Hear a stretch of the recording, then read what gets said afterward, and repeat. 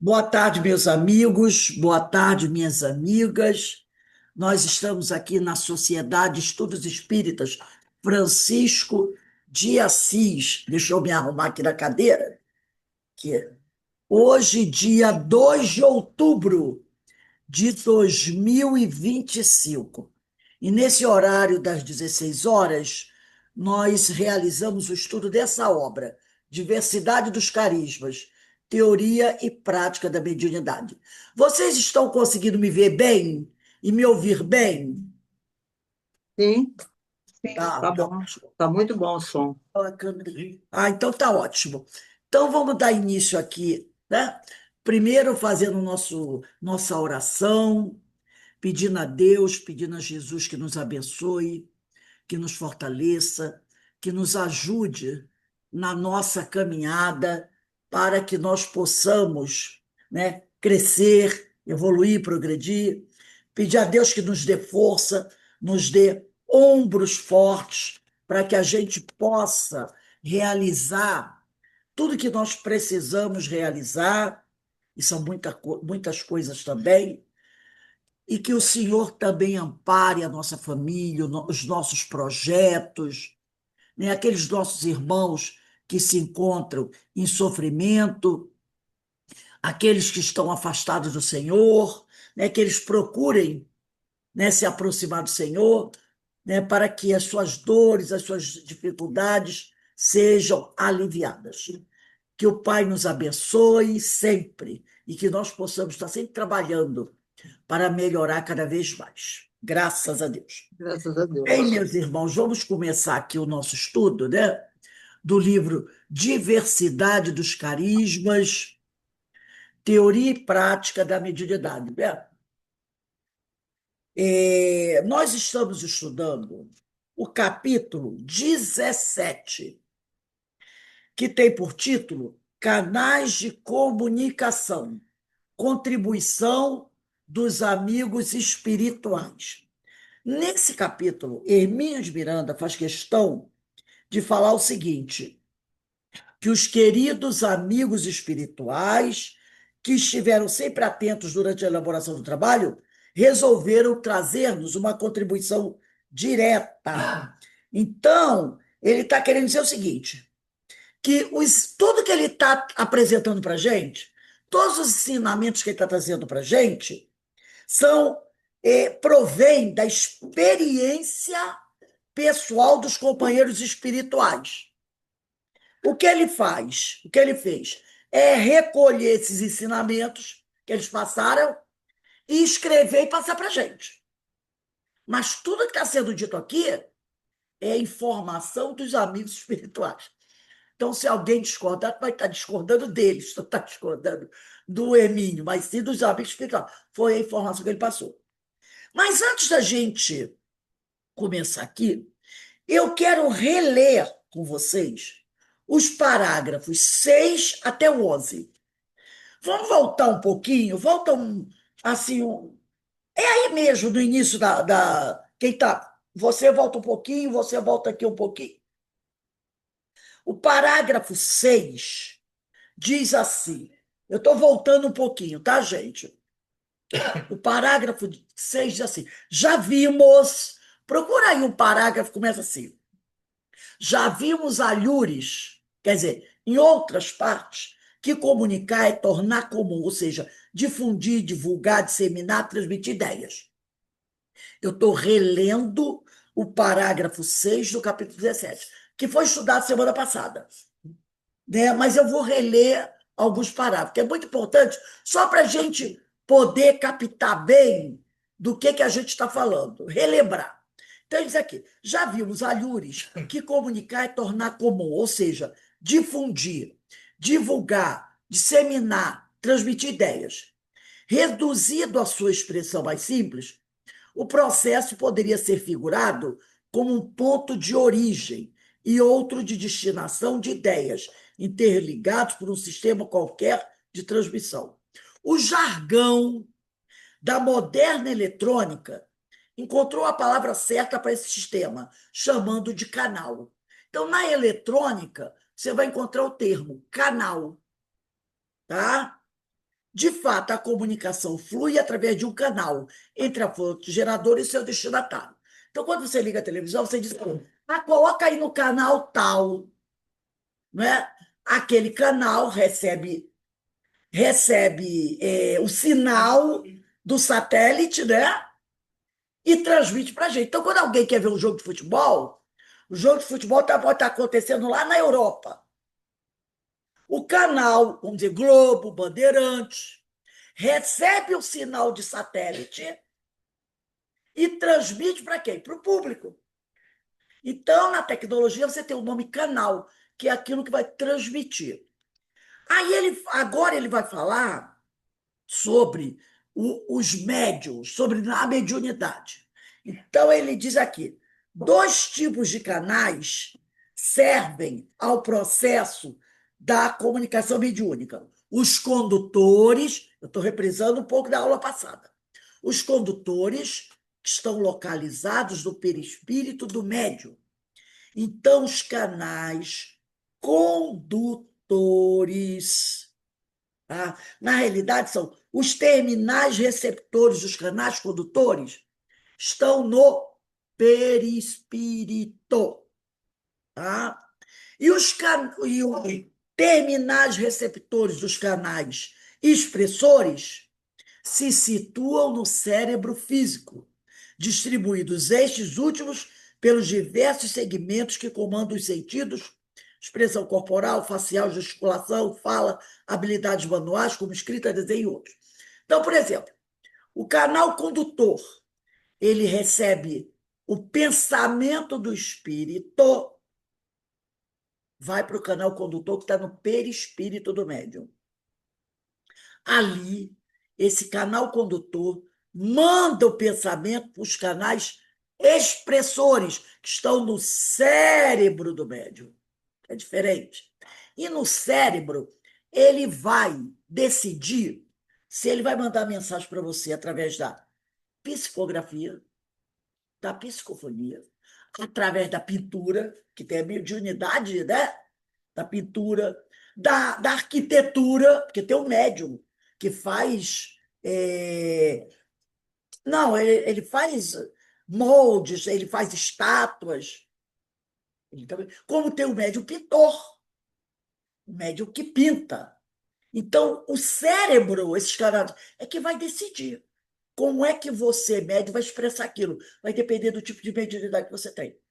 Se a sua mediunidade é falante, ele vai passar a mensagem falando. Se é psicográfica, vai... Tem o cérebro que decide. Esses canais que estão no cérebro, chamados canais expressores. Tanto que a palavra vem da expressão, da forma que você vai expressar aquela mensagem. Aí ele diz assim, depois ele vai dizer que do fenômeno anímico, que poderíamos, né? Depois ele diz aqui, são os canais condutores que funcionam, esses que estão no perispírito, como elementos de ligação entre o espírito do médium e seu corpo físico. Veículos do pensamento gerado pela individualidade espiritual do próprio sensitivo e que também servem a pensamentos alheios.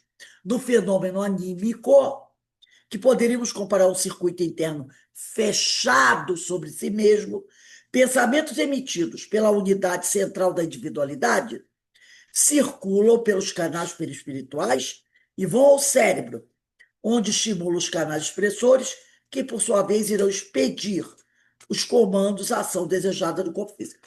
Então, quando é um processo anímico, a mensagem vem do nosso inconsciente profundo, passa pelo nosso perispírito e vai para o nosso cérebro físico. Não tem influência espiritual nenhuma. É você. Você trazendo esse conhecimento do seu inconsciente mesmo, aí vai para o seu perispírito, do seu perispírito passa para o seu cérebro, e o cérebro vai decidir como é que você vai colocar aquilo. Já no fenômeno mediúnico, o sistema é aberto. De um lado, os terminais receptores dos canais condutores ficam à disposição do espírito, um outro espírito aí que quer mandar uma mensagem. Então, esse espírito acessa o perispírito do médium, os canais condutores estão lá e passa o pensamento dele. O médium capta nos seus terminais condutores e manda para o seu cérebro. E lá o cérebro vai decidir como é que ele vai expressar o pensamento daquele espírito. Depois ele vai dizer aqui, na realidade, quem cede, isso aqui é importantíssimo, na realidade, quem cede os canais condutores é a individualidade, quer dizer, é o espírito que oferece, que cede, os seus canais condutores estão no perispírito para o desencarnado. Entendeu? Então, o desencarnado se aproxima e o médium oferece para ele, tipo, quer falar através de mim? Os meus canais condutores do meu perispírito estão à sua disposição.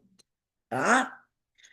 E aí ele diz, na realidade, quem cede os canais condutores é a individualidade espiritual do médium, que interrompe não o seu pensamento, mas a expressão deles, que em vez de circular rumo ao cérebro físico, é como desviada, como a corrente de água de um rio, a fim de deixar desocupado o leito, para que as águas de outra origem possam escoar. Então, o médium, quando o espírito quer falar por ele, porque o nosso pensamento ele não para.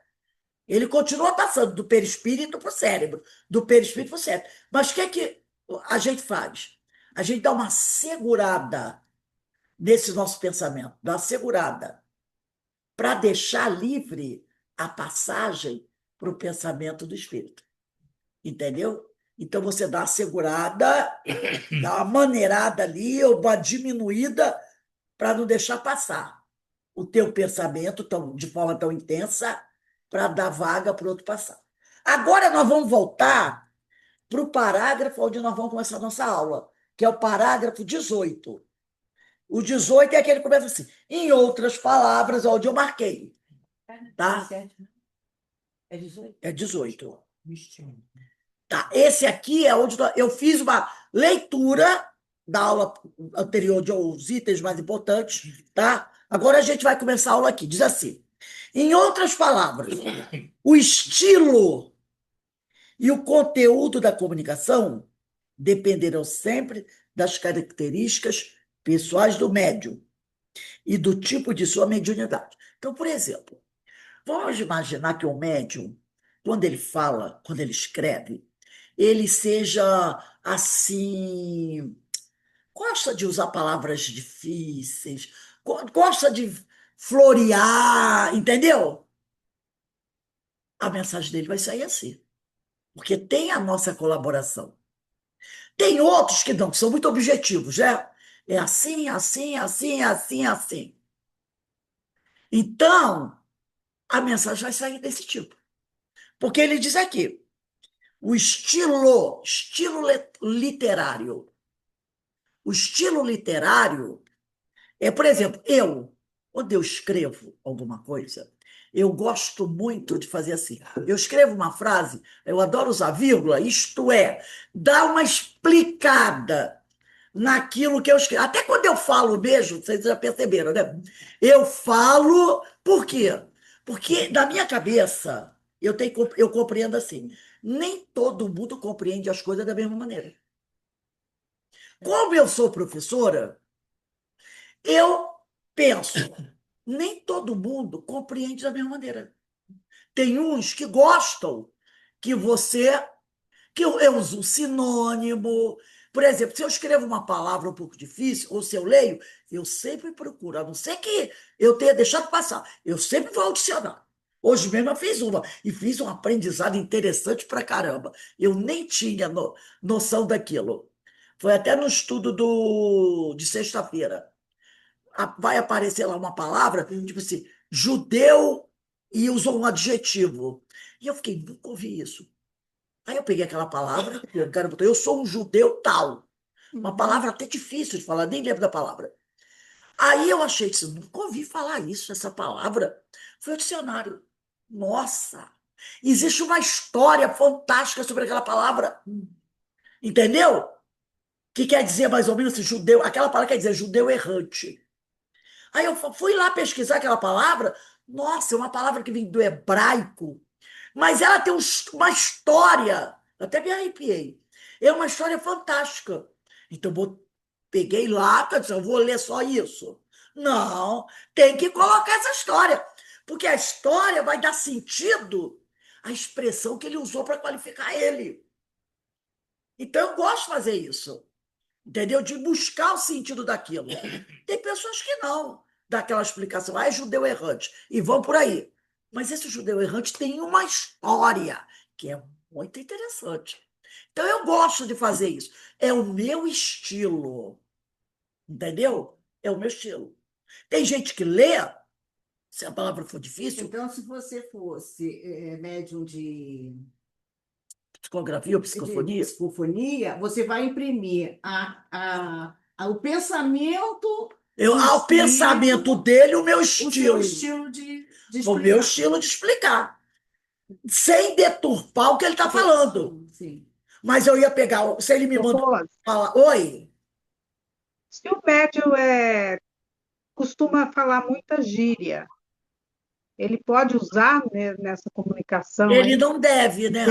usar, não deve, mas ele pode usar, né? Pode usar, pode usar. Às vezes, uma ou outra, não tem problema, né? Mas o espírito também ele pode interferir, tipo, não gostar, sei lá. Mas pode sim, ele pode até não gostar. Porque pode até correr o risco de tornar a mensagem dele, que é uma mensagem séria, uma mensagem, sabe, muito vulgar. Pode se tornar vulgar a mensagem. E Pode pode perder confundir também, né? confundir, perder a seriedade, entendeu? Então a gente tem que saber Sim. separar as Eu coisas. já vi um caso desse. Às Eu já vi um vezes, caso desse. eu até uso uma palavrinha aqui, esse é duro, é osso duro de roer, até para poder ficar mais leve às vezes, e algumas pessoas compreenderem até melhor. Mas a gente tem que tomar cuidado com isso. Daí, Mas se o médium usa muita gíria dele, que todo mundo conhece, ele sabe que ele fala muita gíria, pode confundir, né? Falar, então não é pode, o espírito, é o médium que está pode. falando. Às vezes a pessoa pode achar que o espírito é que está falando as gírias, que o espírito que está usando as gírias. Entendeu? Também, Aí pode ter aquele negócio de o pessoal cair na gargalhada, e aí quebra a vibração, entendeu? Quebra a entendi. vibração. Por exemplo, eu já vi, não era mensagem psicográfica, não, mas eu já vi palestrantes que têm um certo renome dentro do movimento espírita, que a gente sabe que é palestrante, que faz trabalhos em muitas casas espíritas, usar algumas palavras que eu não considero adequadas. Palavras que hoje, na nossa linguagem, ela fica na linha entre o palavrão e não palavrão. Há uns anos atrás era palavrão. Hoje é tão usada que tem pessoas que Parece um vocabulário, né, na boca da parece, pessoa, mas né? não é. Eu já, na casa espírita, usar esse termo. Entendeu? Eu acho que a gente tem que tomar um certo cuidado. Um certo cuidado. Tá? Então, é preciso tomar cuidado, porque não fica legal, né? Não fica legal. Então, como ele estava falando aqui, o estilo, essa é a tal da interferência do médium, né? E o estilo e o conteúdo da comunicação dependerão sempre das características pessoais do médium e do tipo de sua mediunidade. Entendeu? Então, ele vai dar o colorido dele. O médium vai dar o colorido dele. Aí, olha só o que o Hermínio diz aqui. O que pode acarretar consideráveis variações entre extremos bastante afastados um do outro, como também depende do grau evolutivo da entidade comunicante, que pode se apresentar como inquilino correto e educado, ou desleixado e rude. Então, o médium, ele pode melhorar a comunicação, porque a pessoa vai dizer assim, como assim? Se a mensagem do espírito... Ué, mas quem disse que, de repente, o médium não tem um nível evolutivo maior melhor do que o espírito? Pode ter. O médium pode ser mais evoluído que o espírito comunicante. E aí o espírito até pode mandar uma mensagem que seja, vamos dizer assim, interessante, mas com palavras, né, um pouquinho vulgares. E o médium vai, ó, dar uma corrigida nisso aí, dar uma melhorada no espírito. Como também ele pode piorar a mensagem que vem, né? Então, ele está aqui. Isso também vai variar do grau evolutivo do espírito. Aí ele vai dizer aqui: observemos mais de perto as situações. Número 1, se o médium oferece condições para um desdobramento mais completo, como no sono fisiológico profundo, caso do morador que se retira com seus móveis e objetos de uso pessoal, lembra da aula passada que ele falou sobre isso? Né? Comparando o médio ao morador. Caso do morador que se retira com seus móveis e objetos de uso pessoal, o comunicante pode assumir de tal maneira o controle dos canais condutores que estão no perispírito do médium, que consegue impor aos canais expressores que estão no cérebro do médium características pessoais bem marcantes, como mudança de voz. De repente, é um médium mulher. Se o espírito, se o médium franquear a entrada para o espírito e ele tiver um domínio muito grande dos canais condutores do médium que estão no perispírito e dos canais expressores do médium que estão no cérebro, essa médium mulher pode dar uma comunicação e, se o espírito for masculino, falar com a voz de homem. E a pessoa vai dizer assim, nossa, é uma médium mulher falando como um homem. É o caso aqui. Ele vai conseguir impor aos canais expressores da médium que está no cérebro dela características pessoais bem marcadas, como mudança de voz, gesticulação.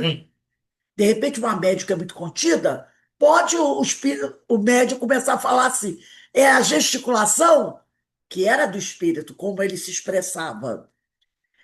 Modismos, olha aí, ó, cacoetes, modismos, gírias. De repente, a médium não é dado a falar gírias, e o espírito sim. E aí a médium começa a falar, usando gírias, modismos, cacoetes, expressões típicas, opiniões e simbolismos de sua preferência. Por quê? Porque ele está exercendo uma pressão sobre os canais condutores da médium, sobre os canais expressores, e ela liberou. Como ele falou, né? É o morador que se retirou da casa com móveis e objetos de uso pessoal. A casa é dele, que o corpo é dele. Mas ele se retirou e entregou para o espírito. Aí o espírito vai lá, domina tudo, impõe a sua força, sua vontade, e aí vão sair as características dele, espírito. Número 2, se o médium desdobra-se apenas parcialmente, isso aqui é muito interessante, gente. Se o médium desdobra-se apenas parcialmente, sem desligar-se mais amplamente, e permanece junto ao corpo, ele se desdobra. Lembra quando nós estudamos sobre a cúpula? A cúpula ficaria no alto da cabeça, no centro coronário, né? Essa cúpula, que vamos dizer que fosse como se fosse um chapeuzinho, ela sai só um pouco. No primeiro caso, ela saiu toda. Nesse aqui, ó, a cúpula se afastou só um pouco, tá? Então, é caso do morador que se afasta, mas deixou móveis e utensílios lá. Ele saiu, mais os móveis dele, as coisas dele estão dentro da casa. Rose, nesse caso seria um limite, né? Ele deu um limite, ó. Não abusa, não, que minhas coisas estão aqui. Cuidado com o que você vai usar. Então, ele diz aqui: o comunicante encontra, aí o comunicante é o espírito, ele vai encontrar maior limitação e não consegue impor suas características pessoais, exceto umas poucas, dependendo do maior ou menor espaço que o médium, a individualidade, lhe tenha concedido.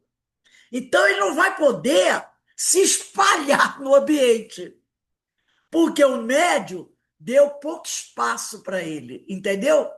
Então, ele vai usar aquele pouco espaço. Então, ele não vai poder se espalhar, se impor, como no primeiro caso, que ele saiu e deixou a casa vazia para ele. Aqui, não.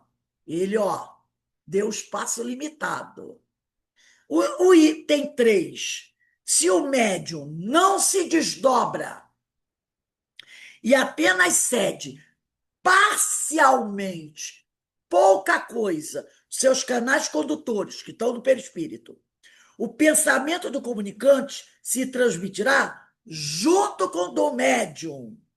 É aquele caso, lembra que no primeiro, quando ele até falou da concentração, você segura o seu pensamento um pouco para deixar livre os canais condutores e expressores para a água passar, que eu penso. Aqui não.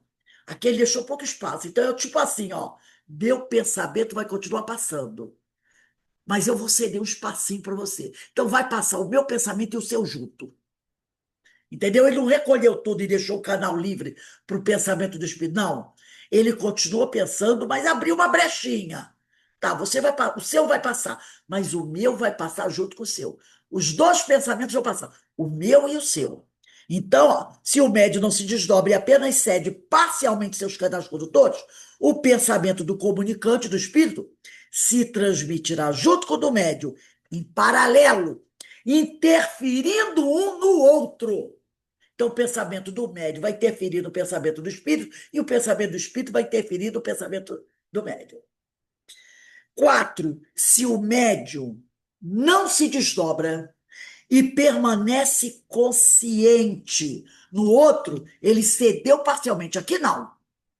Ele não se desdobrou, como o 3 também não se desdobrou, mas só que aquele permanece consciente, fisicamente. Porque o outro, 3, ele não se desdobra e apenas cede parcialmente. Se ele cedeu parcialmente, ele está no estado ele está no estado alterado de consciência. Ele está num transe, não num transe profundo, mas está num certo transe. Do 4, não. Ele não entrou em transe, o médium. Ele não se desdobrou, permanece consciente fisicamente, utilizando-se de seus canais condutores. Não consegue cedê-los nem parcialmente ao espírito, ao comunicante. Este comunicante permanece junto ao médium ou à distância, expressa seu pensamento, o espírito.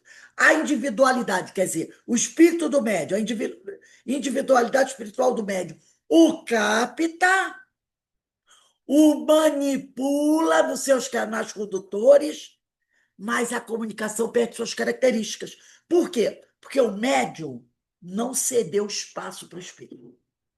Então, o espírito não consegue utilizar os canais condutores que estão no perfil do médium.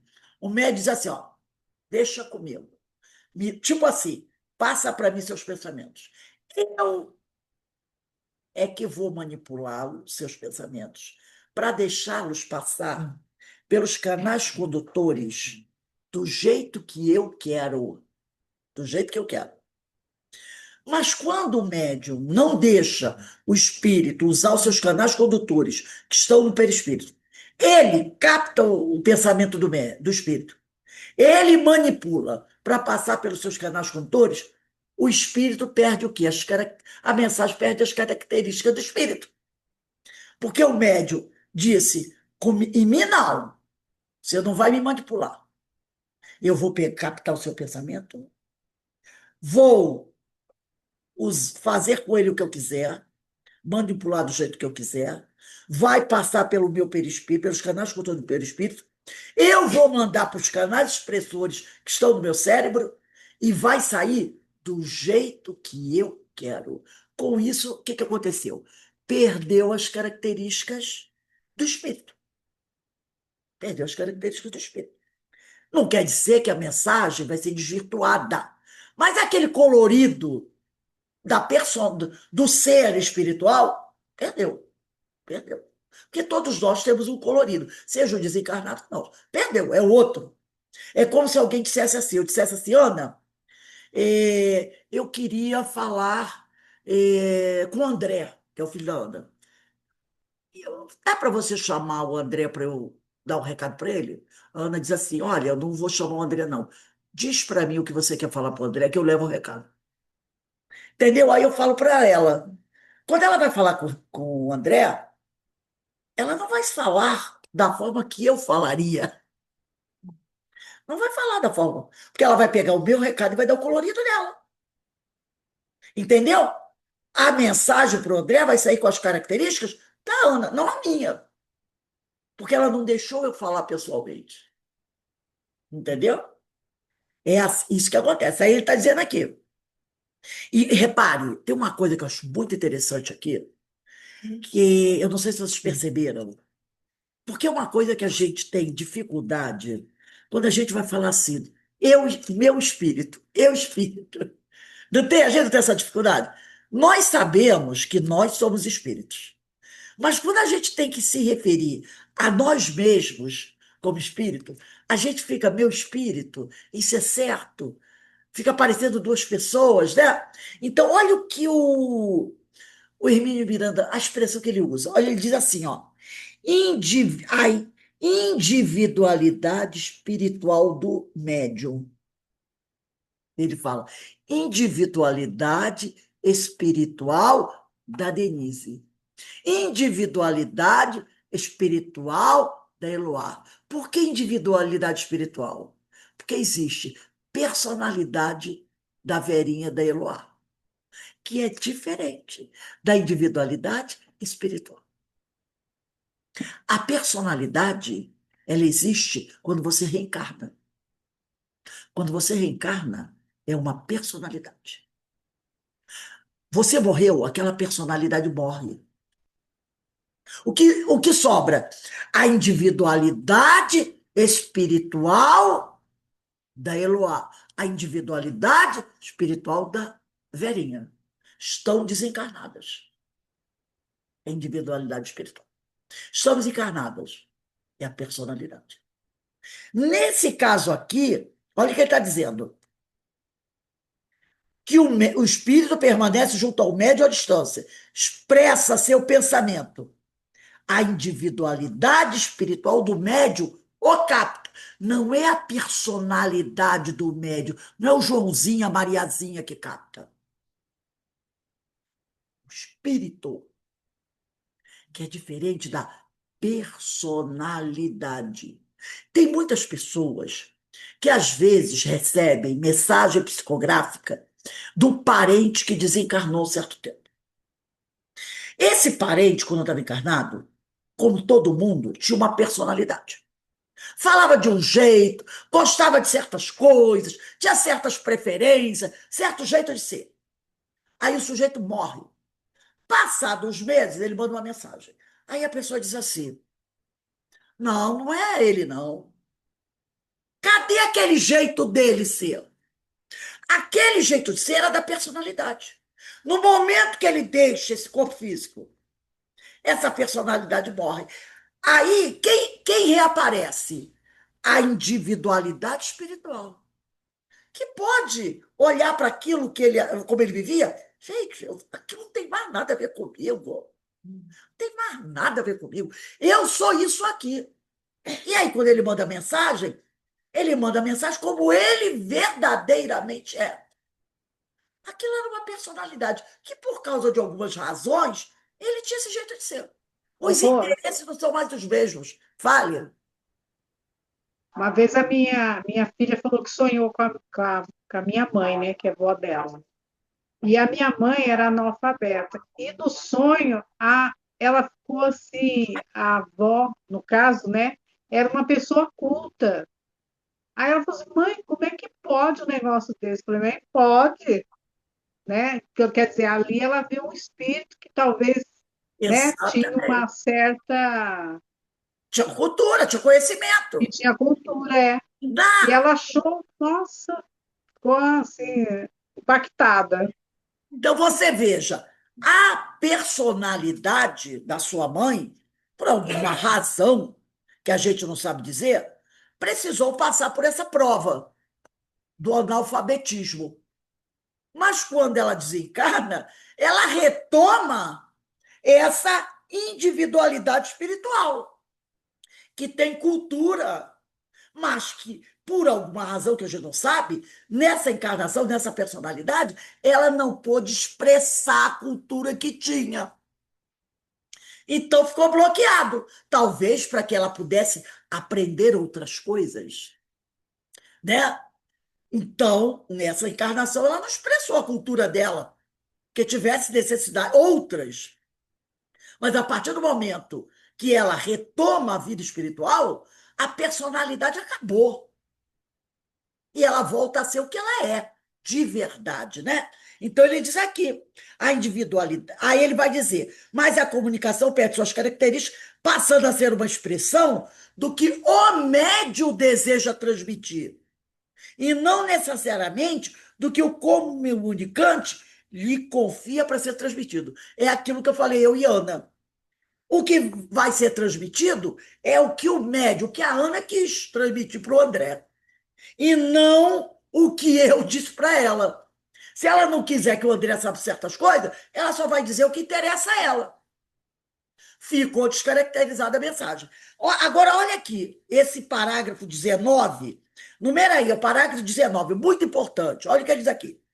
Para melhor entendimento do que vimos expondo, faz-se necessária nítida, olha só, faz-se necessária nítida distinção, quer dizer, entendimento entre personalidade e individualidade, aquilo que eu falei.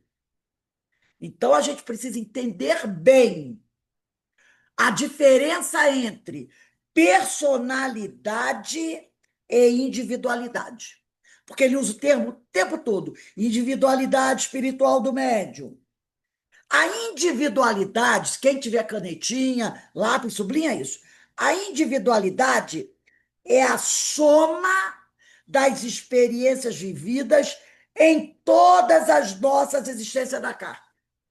Então, a individualidade é a soma das experiências vividas em todas as reencarnações que nós já tivemos. Se eu já tive 500 mil reencarnações, a individualidade, a minha individualidade, é a soma das experiências que eu adquiri nessas 500 mil reencarnações. A pessoa vai dizer assim, é muita reencarnação. Eu vou dizer, mas não, é pouca, pouca, tá? Agora, o que ele vai dizer aqui? Enquanto a personalidade é manifestação do ser em cada uma dessas vidas. Em vez de dessas vidas, abre um parênteses e bota assim, reencarnações. Porque vida, na verdade, a gente só tem uma, né, gente? Ele botou a palavra vidas aqui para a gente poder entender. Então, a personalidade é a manifestação do ser em cada uma dessas reencarnações. Hoje, estamos reencarnados. A nossa personalidade é a manifestação nossa, aqui. Então, terminou, terminou. Quando eu reencarnar novamente, outra personalidade. Entendeu? Aí ele diz aqui: se, portanto, a entidade comunicante, que é o espírito, se acha bastante afastada de sua personalidade da física, perde muito das características que teve na Terra. Então, ó, se o espírito que vai se comunicar se achar bastante afastada da última personalidade que ele teve na Terra, perde muito das características que teve na Terra e passa a expressar-se mais na condição de individualidade. Então, vamos imaginar, Manuelzinho desencarnou há mais de 80 anos e está trabalhando por se melhorar. O que aconteceu? Manuelzinho já se afastou da personalidade que ele tinha quando estava encarnado, na última encarnação. Vou até trazer menos tempo, 40 anos. Né? Às vezes, vovô desencarnou há 40 anos. Já tá, e vovô está trabalhando por se melhorar mais. Aí vovô dá uma mensagem. Aí os netinhos vão dizer: não, não é vovô, não. Não é vovô, não. É vovô. Mas o que aconteceu aqui? Ele já está bastante afastado há 40 anos da personalidade dele na última vida. Então, ele perdeu muito das características de quando era o vovô João. Entendeu?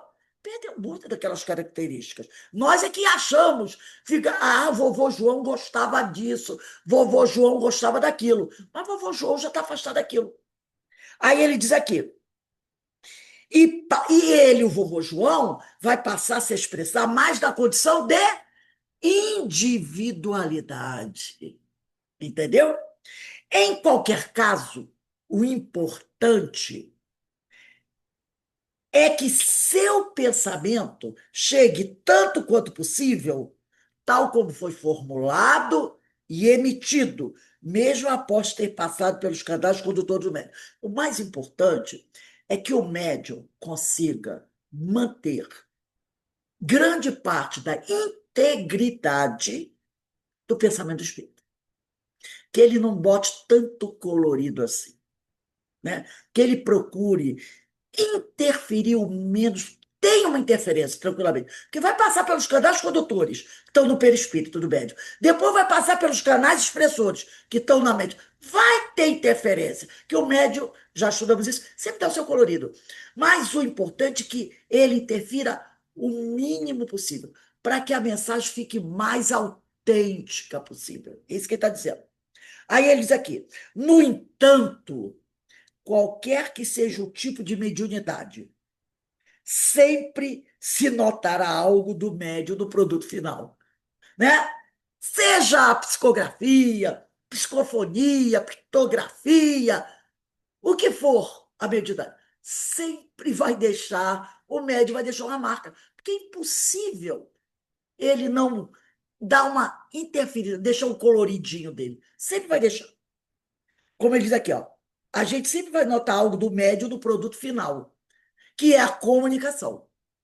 É o que se figurou há pouco com a imagem da casa, que preserva suas estruturas e permanece no seu local com o mínimo de suas características intactas.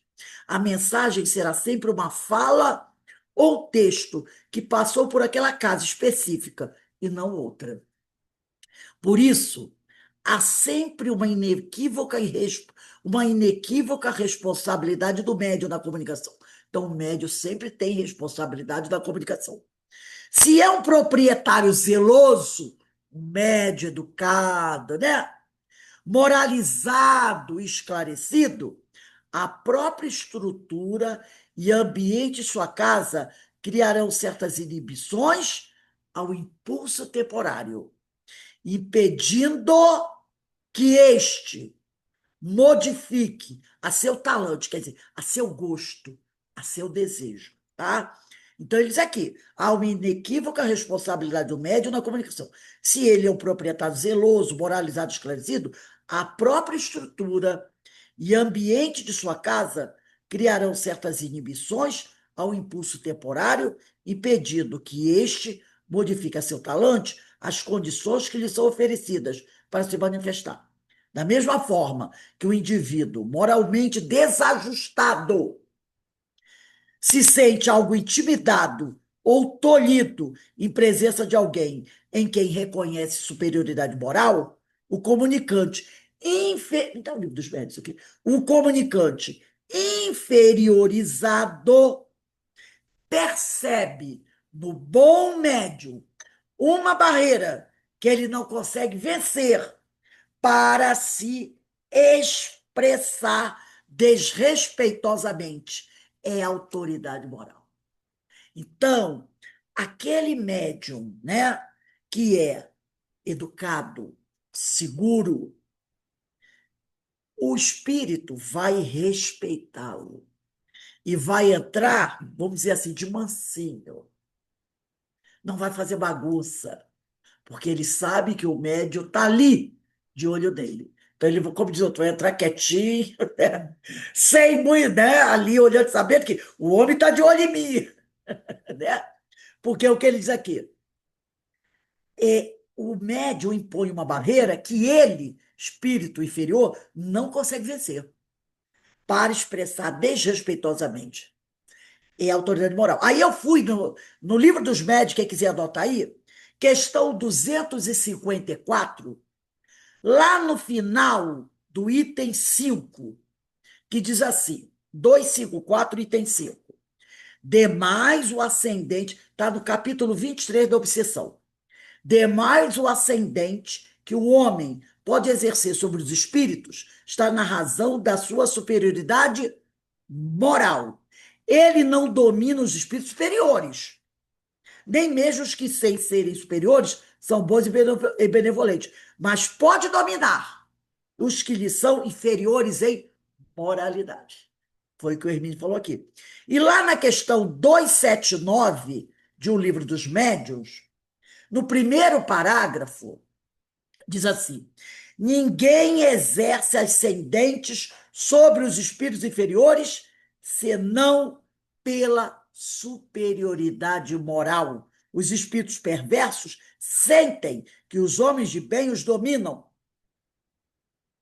É o que o Hermínio falou aqui, que o comunicante inferiorizado percebe no bom médium uma barreira que ele não consegue vencer para se expressar desrespeitosamente.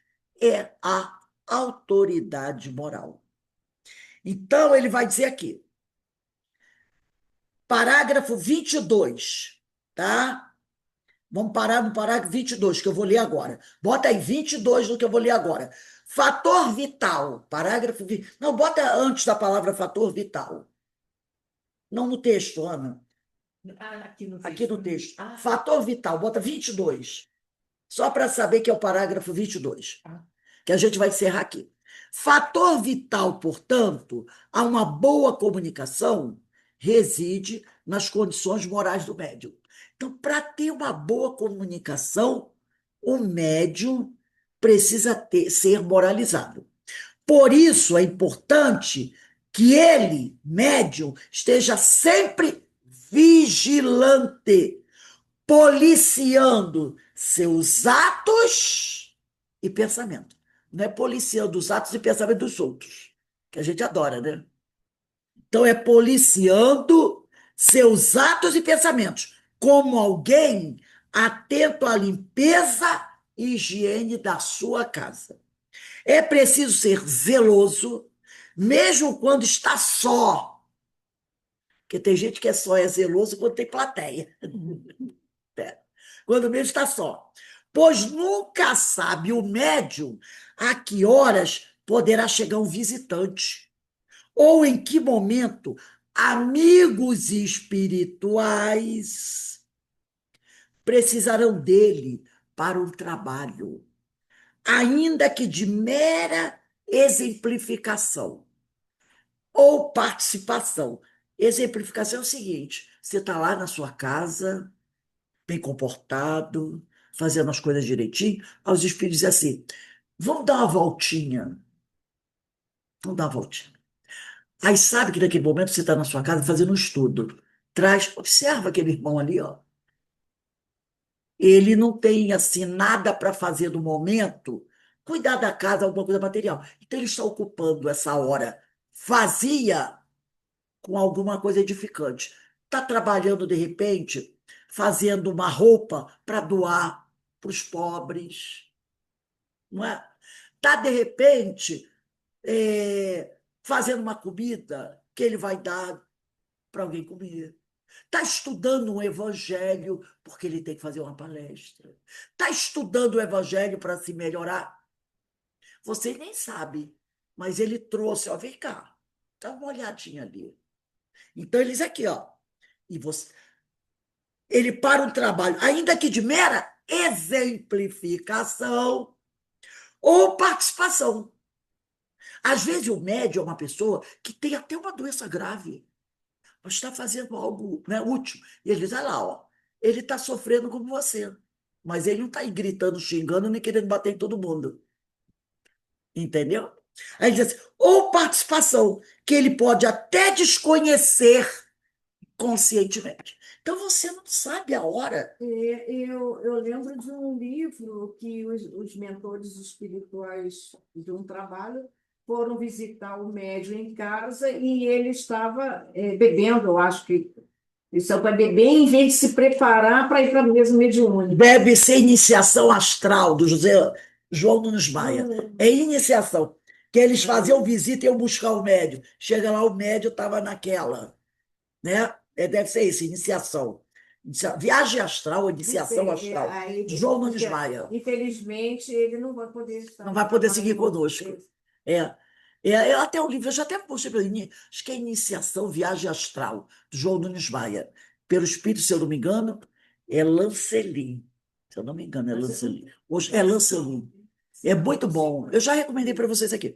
Gente, então, interessante a aula hoje, né? Bem, ó, ele explicou, falou de maneira bem clara, de forma bem, né, que deu para todo mundo entender, lembrando que tudo que a gente está estudando aqui é ensinamento dos espíritos. Hermínio só recolheu o que eles falaram e escreveu aqui no livro. Mas o ensino é dos amigos espirituais, tá? Eu vou pedir uma coisa, você Oi. repetir, qual é o capítulo da Gênesis?